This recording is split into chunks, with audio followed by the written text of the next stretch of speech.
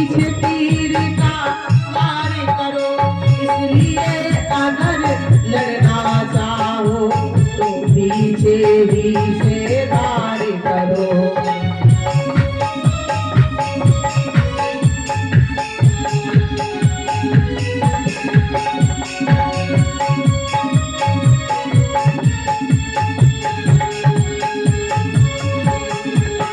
भगवान कन्हैया आगे आगे और काल यवन पीछे पीछे, मात्र एक हाथ का अंतर है। आशा में यवन भागता है, छल से नटराज भागते हैं। धीरे धीरे आसानी में मौत के निकट ले जाते हैं।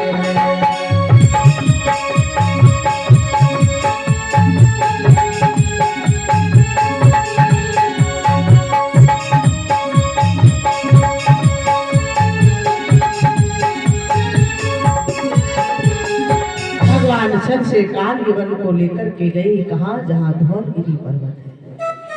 और धौलगिरी पर्वत पर काल यवन का काल सो रहा है। और वो कौन है? मुचकुंद। ये वर्षों से सो रहा है। महाराज परीक्षित ने कहा, क्यों महाराज, वर्षों से क्यों सो रहे हैं? तब भगवान सुखदेव जी ने बताया, राजन, मुचकुंद नाम का एक भूप पहले मशहूर लड़ाका था। यह एक वीर युद्ध के समय कितने ही वर्षों जागा था। एक बार युद्ध हुआ और मुचकुंद कई वर्षों तक निरंतर युद्ध करते रहे और जागते रहे। और जब विजयश्री को प्राप्त हुए तो मुचकुंद ने देवताओं से कहा, देवताओं, आपकी तो जय हो गई, लेकिन अब मुझे कोई ऐसा स्थान बताओ जहां जाकर के मैं अपनी निद्रा को पूर्ण कर सकूं। जी भर के केवल निद्रा लूं, कुछ समय फकत आराम करूं, इसलिए बताओ जगह कहीं जिसमें कुछ दिन में विश्राम करूं, कोई स्थान बताओ। तभी देवताओं ने धौलगिरी पर्वत बताया। यहाँ आकर के मुचकुंद सो रहे और साथ में ये भी वर दिया कि जो भी मुचकुंद को जगाएगा और सामने से नेत्रों के मिलते ही वो जल करके खाक हो जाएगा। यही सोचकर कृष्ण भी जगे न उसे जगाए कि अपना पीतांबर फटत नभ को दिया। भगवान कन्हैया ने भी मुचकुंद को नहीं जगाया, अपनी पीतांबरी मुचकुंद के ऊपर डाल दी। जैसे काल यवन पीछे से आए तो समझे कन्हैया सो रहे हैं और भगवान वहीं छुप गए। काल यवन पहुंचा, देखा मुचकुंद के ऊपर पड़ी हुई पीतांबरी को तो समझा ये कन्हैया सो रहे हैं। क्रोध आ गया, पीतांबरी को खींचा और बोला,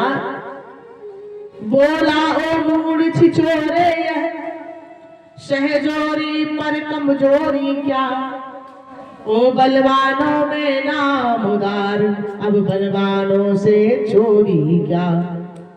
नाचता मटकता मुस्कुराता धौलागिर में धस आया है, और वैसे ही क्षमा मांग लेता, इतना क्यों जाल बिछाया है।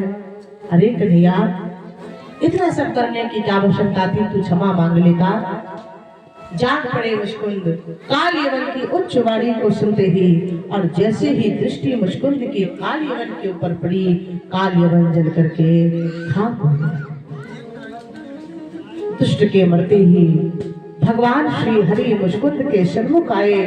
भगवान के स्वरूप सौंदर्य को देख करके मुचकुंद आनंदित हो गया, प्रसन्न हो गया और कहता है, प्रभु, ये आपका सुंदर सा मुकुट, ये सुंदर सी छवि, ये सुंदर सा श्रृंगार मेरे दिल को बड़ा आनंदित कर रहा है। प्रभु भाग में गाता है, एक तो तेरे होठ पतले, दूसरे मुरली लगी।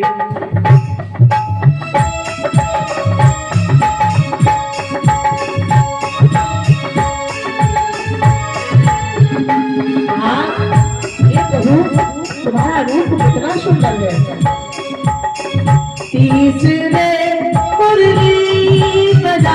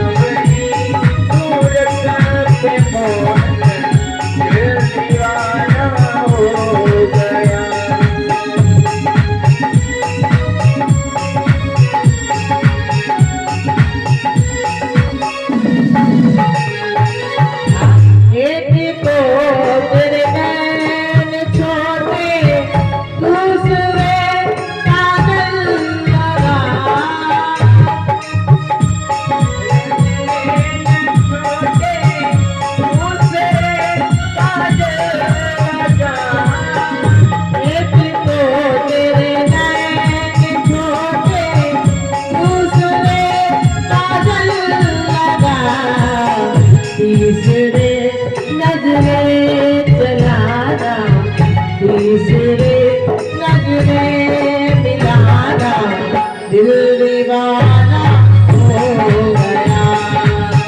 सावरी सूरत पे मौत दिल दीवाना हो गया।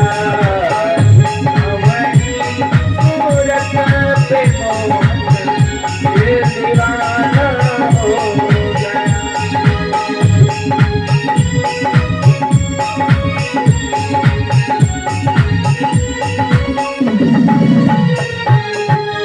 एक तो तेरे होठ पतले, दूसरे लाली लगी। एक तो तेरे होठ पतले, दूसरे लाली लगी। तीसरे तीसरे तेरा मुस्कुराना दिल दीवाना हो गया। सावरी सूरत पे मौत दिल दीवाना हो गया।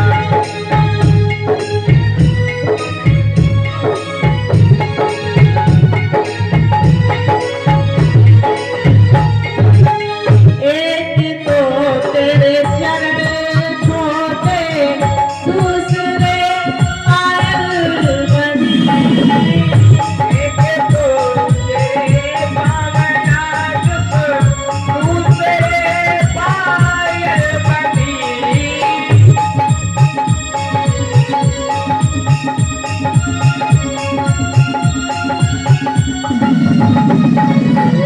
तीसरे